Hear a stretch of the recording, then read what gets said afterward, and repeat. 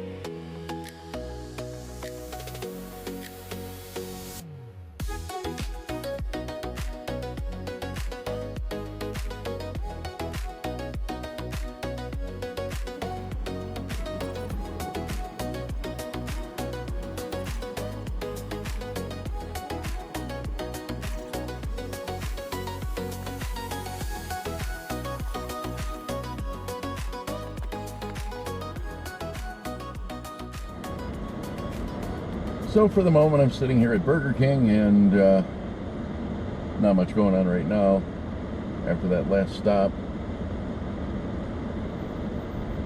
I might have remembered to screenshot a couple of them, but for those that I didn't, well, there comes one from Uber Eats. Let's see what this one looks like. 1107 for 5.6 miles. Yeah, we'll, pardon my fingers. We'll take that one. Oh yeah, like I was saying, I refused a few Uber Eats orders where they were like, you know, $6 for 6 miles. You know, they were almost even with the mileage, but they were in such an area that I would have had to have doubled back and had a lot of empty miles, so I didn't take them. I'm not out here to burn my gas. So we're on our way to Applebee's. So I get to my drop-off for Uber Eats for Applebee's, and it's one of those that requires a PIN number. So I knocked on the door and waited, and nobody showed up. I could hear people inside, but nobody bothered to show up. I knocked again, same thing. So underneath where you enter the PIN number, I hit, I need help. And there were a couple different suggestions. You've probably seen them. I don't remember off the top of my head what they are, but I entered, I need help, and it also says, just deliver the order. One of the suggestions is deliver the order. So I delivered the order. Why are we required to have PIN numbers if we're not required to have PIN numbers? I'll never figure these things out. But anyway, I'm back here at Burger King, waiting it out to see what else pops up. Getting a little towards mid-afternoon. It's about 2:28, so I don't know how much is going to happen. I just watched another Dasher walk out of Burger King. So we'll wait and see what happens. Well, we just got this little bitty order from Tim Hortons.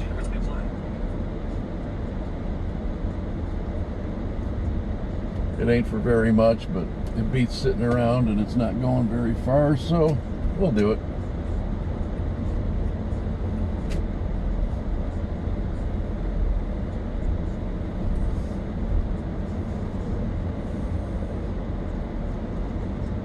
Of course, the way the city has the streets set up now, I've got to drive halfway across town just to go across the street.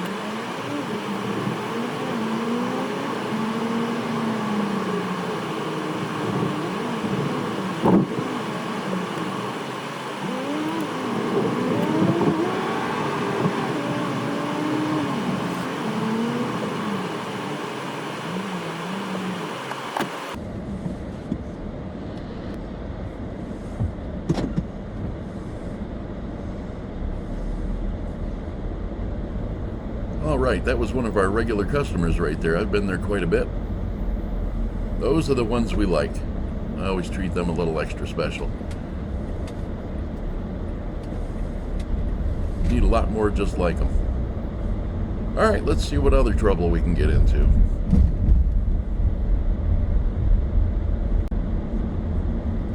Well, we just got this one from 7-Eleven. Always a gamble when you go to this 7-Eleven. It may be ready, it may be not. More times than not, it's not. So we'll go see what's up.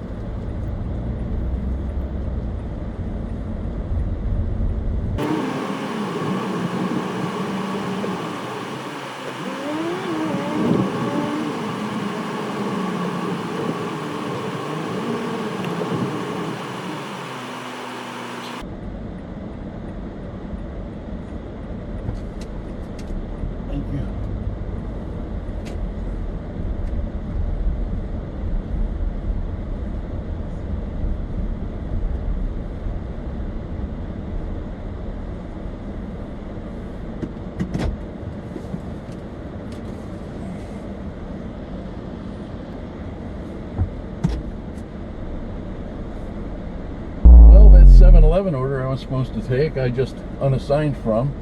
I don't like to do that. Some say metrics mean nothing, but they mean a little bit to me. And I walked in there, and I don't know what was wrong with the poor guy running the place. He acted like he was totally lost. Which way are we going? Thank you, sir.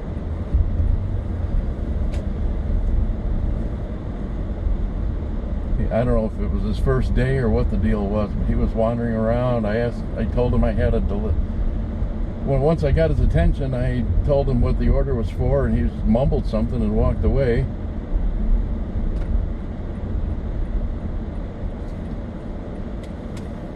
And he wandered around the store, helped one of his fellow employees with something that was totally unrelated. There was nothing indicating they were even going to bother to try to work on the order, so it's someone else's problem now. C'est la guerre. Alright, I was sitting here at McDonald's killing time and brain cells and whatever. But, yeah, we picked up this small order from McDonald's, and the mileage wasn't too bad, so I grabbed it, and it gets me in the direction I want to be going, because I'm gonna call it a lunch shift. Yeah, birdie.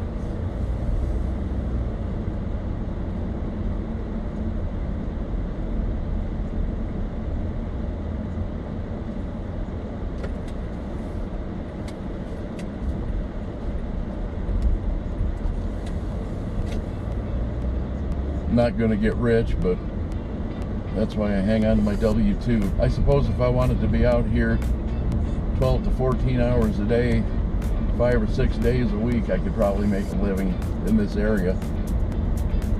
But I don't want to spend my whole life just doing this. You know, what kind of life is that? It's like, oh, look at all the money I'm making behind the wheel of my car. I might as well go drive truck. I could drive truck and, you know, make real money.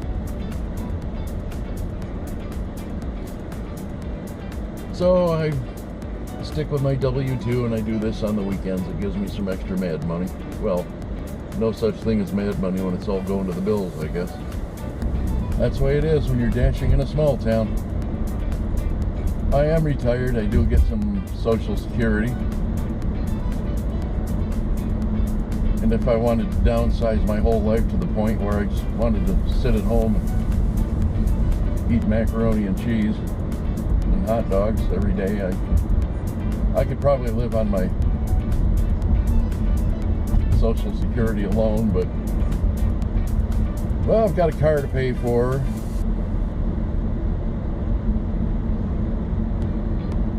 There is a certain amount of money I need to make above my Social Security to actually break even, so I could realistically just DoorDash, but I kind of like the security of the W-2 as well. So that's the way I'm going to do it for now. W-2 during the week. Dash around maybe an hour or two after work, and a few hours on the weekends. Welcome to the small town.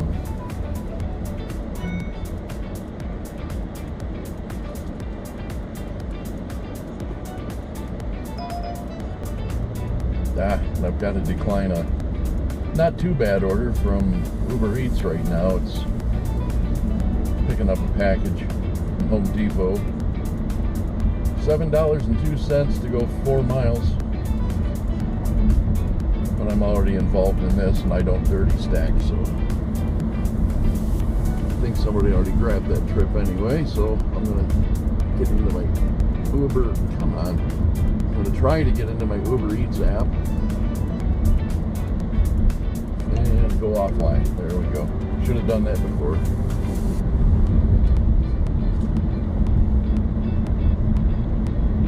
Yeah, dirty stacking to me is a big no-no. You never know, especially around here. Some of these places will make you wait a long time for your food. The last thing I need is for somebody's food to be sitting on a shelf somewhere getting cold while I'm waiting for another one. And very rarely do they go the same direction in the same area, so no dirty stacking here. I take an order on DoorDash, I shut off Uber. I take an order on Uber, I shut off DoorDash. I was doing Spark for a while, but I was one of those that was mysteriously deactivated, and good luck getting a good reason from them because they're just impossible to talk to. So if you're working with Spark right now, count your blessings while you got them.